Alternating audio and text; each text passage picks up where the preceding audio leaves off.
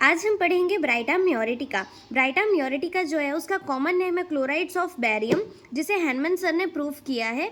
BaCl2H12O ये इसका element formula है। हमें पता है कि ब्राइटा म्यूर जो है वो बैरियम सॉल्ट से बनता है। ये एक सिमिलर रेमेडी है। किसकी तरह सिमिलर है? ब्राइटा कार्ब की तरह। क्यों इनकी तरह सिमिलर है? क्योंकि ब्राइटा के जितने भी ग्रुप्स होते हैं उनके जो चिल्ड्रन वो मोस्टली एक्ट करते हैं चिल्ड्रंस के ऊपर। अब चिल्ड्रंस के ऊपर एक्ट करते हैं जो चिल्ड्रंस होते हैं ड्वार्फिज्म होके होते हैं एज ए मेंटली और द फिजिकली। ये एक deep acting constitutional antipsoric medicine है।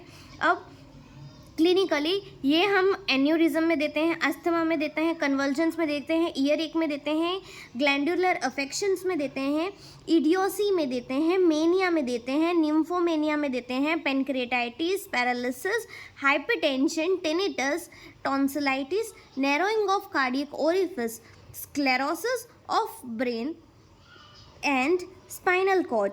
अब हम इसका स्फीयर ऑफ एक्शन देखेंगे तो मोस्टली इसका स्फीयर ऑफ एक्शन होता है ऑन हार्ट पे और आर्टरीज पे। अब ये मोस्टली अफेक्ट करती है ग्लैंड्स पे अफेक्ट करती है, बट कौन सी ग्लैंड पे करती है? पैरोटिड ग्लैंड पे करती है, पैनक्रियाज पे करती है, और ये लोअर एलिमेंट्री कैनाल में करती है, स्पेशली रेक्टम में। तो अब इसमें क्या करती है कि जैसे मसल्स होते हैं ना, वो मसल्स को स्टिफ कर देती है, और जॉइंट्स जो होते हैं उनको भी स्टिफ कर देती है। तो वीकनेस ये इनको पेशेंट्स को होता है। जैसे कब वीकनेस होगा? ज़्यादा वो वॉक करेंगे तब उनको वीकनेस होगा। और इस चीज़ के अंदर हमें कैसे पता चलेगा? तो वाइट ब्लड सेल्स जो कॉर्पस्कल होते हैं वो हमारे इंक्रीज हो जाएंगे। अब इसका हम देखेंगे constitution. Constitution means physical makeup of a body. तब कॉन्स्टिट्यूशन में मैंने जैसे आपको बोला कि ड्वार्फिज्म होगा चिल्ड्रंस में, बोथ मेंटली भी होगा फिजिकली भी होगा, ये हमें याद रखना है। और ये एंड टू द एज, मतलब उनकी एज बढ़ती रहेगी बट पेशेंट की हाइट नहीं बढ़ेगी। फिजिकली उसके बॉडी पार्ट्स में भी कोई भी चेंजेस नहीं आएंगे, प्लस मेंटली वो एक छोटे बच्चे की तरह उसकी बुद्धि होगी, हम ये चीज़ कह सकते हैं। अब relation with heat and cold, तो ये चिली पेशेंट्स इसके होता है, चिली पेशेंट्स होते हैं। टेम्परामेंट इरिटेबल टेम्परामेंट होता है। मायाज्म ये मोस्टली एंटीसोरिक होता है, जो और दूसरे भी मायाज्म्स जैसे कि साइकोटिक और सिफिलिटिक ये भी बैकग्राउंड में होते हैं। अब स्क्रोफुलस डायस्थेसिस इसमें होता है। अभी इसके हम गाइडिंग सिम्टम्स देखेंगे। तो disposition to enlargement of glands and recurrent tonsillitis from the exposure to cold. मतलब इसमें क्या होता है, हमने देखा कि स्क्रोफुलस डायस्थेसिस है, इसके वजह से एनलार्जमेंट ऑफ ग्लैंड्स होंगे और इनके अंदर पेशेंट के अंदर रिकरेंट टॉन्सिलाइटिस होंगे। क्यों होंगे? एक्सपोजर टू कोल्ड के आने में। फिर convergence with consciousness and electric shock, मतलब ये जो पेशेंट है ना उसको कन्वल्जन्स आएंगे, कॉन्शियसनेस पेशेंट को कन्वल्जन्स आएंगे, जैसे कि इलेक्ट्रिक शॉक लगता हो ना, ऐसे उसको कन्वल्जन्स आएंगे, बट पेशेंट होश में रहेगा। Induration and narrowing of cardiac orifices with pain immediately after eating. मतलब इंड्यूरेशन का मतलब क्या होता है कि कठोरता। अगर कोई भी ओरिफिस है, अगर वो ओरिफिस के जो मसल्स होंगे, अगर वहाँ पे उसकी इलास्टिसिटी लॉस हो जाएगी और वो एकदम स्टिफ जैसा हो जाएगा, तो और उसके अगर नैरोइंग हो गई है तो हमें ऑब्वियसली बात है कि अगर कार्डियक ओरिफिसेस में नैरोइंग हो जाएगी तो पेशेंट को पेन होगा। पर ये क्यों पेन होगा? उसको कब पेन होगा? तो जब वो खाना खा लेगा उसके बाद उसको पेन स्टार्ट हो जाएगा। किस वजह से होगा? नैरोइंग ऑफ कार्डियक ओरिफिसेस की वजह से और इंड्यूरेशंस की वजह से। Arteriosclerosis when there is a high systolic pressures with comparatively low diastolic tension.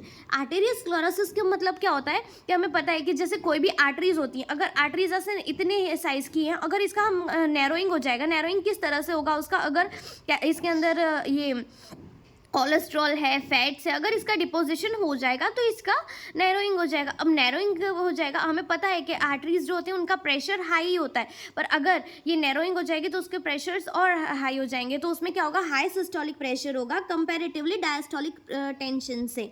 अब जो पेशेंट होता है एवरी फॉर्म ऑफ मेनिया में पेशेंट को सेक्सुअली डिजायर जो होगी वो इंक्रीज हो जाएगी।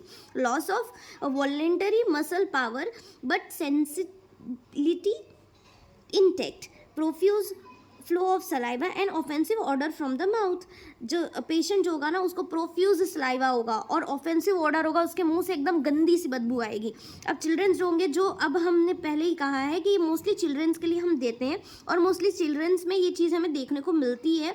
जैसे कि जो चिल्ड्रंस ऐसे हों जो उनका माइंड कैसा होगा, तो जो पेशेंट चिल्ड्रंस होंगे जो स्लो लर्नर होंगे और अंडरस्टैंडिंग, मतलब कोई भी चीज़ उनको समझाने में ना बहुत देर लगेगी हमें, और मतलब जैसे ऐसे मूर्ख प्रकार के हम ऐसा कह सकते हैं।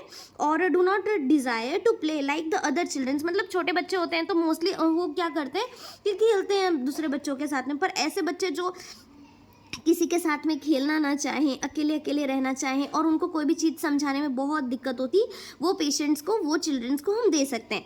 अब देखो, वो जो चिल्ड्रंस होंगे उनका फ्लिश बिहेवियर होगा, इडियोटिक बिहेवियर होगा, इम्बेसाइल होगा, टिमिड होंगे, fear of man, of evil, insanity in any form of mania, where the sexual excitement becomes strong। मतलब हमने ये चीज़ देखा है कि ये जो पेशेंट होते हैं इनके अंदर अगर मेनिया जो होगा कोई भी फॉर्म में होगा तो इनकी सेक्सुअल डिज़ायर, सेक्सुअल एक्साइटमेंट जो होगी वो स्ट्रॉन्ग हो जाएगी, बढ़ जाएगी। अब एलिमेंट फॉर्म मतलब ये किस किस चीज़ों से ये देखने को मिलता है, किस किस चीज़ों से ये हो सकता है। जैसे कि एक्सपोजर टू कोल्ड की वजह से हो सकता है, सप्रेशन ऑफ फूट स्वेट, अगर फूट स्वेट जो है, स्वेटिंग जो है, अगर उसका सप्रेशन हुआ तो हो सकता है, सप्रेस्ड गोनोरिया की वजह से हो सकता है।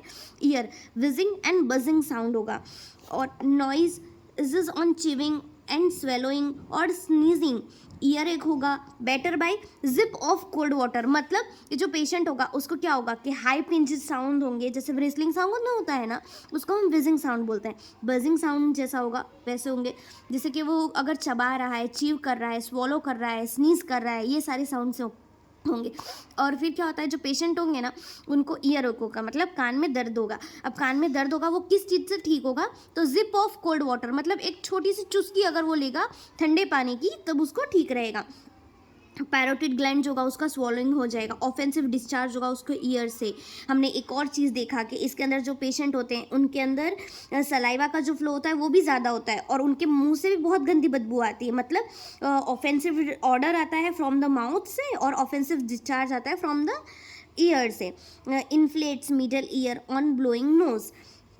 अब थ्रोट में क्या होगा, तो डिफ़िकल्ट स्वेलोइंग, जो पेशेंट होगा ना उसको कोई भी चीज़ मुंह के अंदर लेते और उसको निगलने में उसको दिक्कत होगी।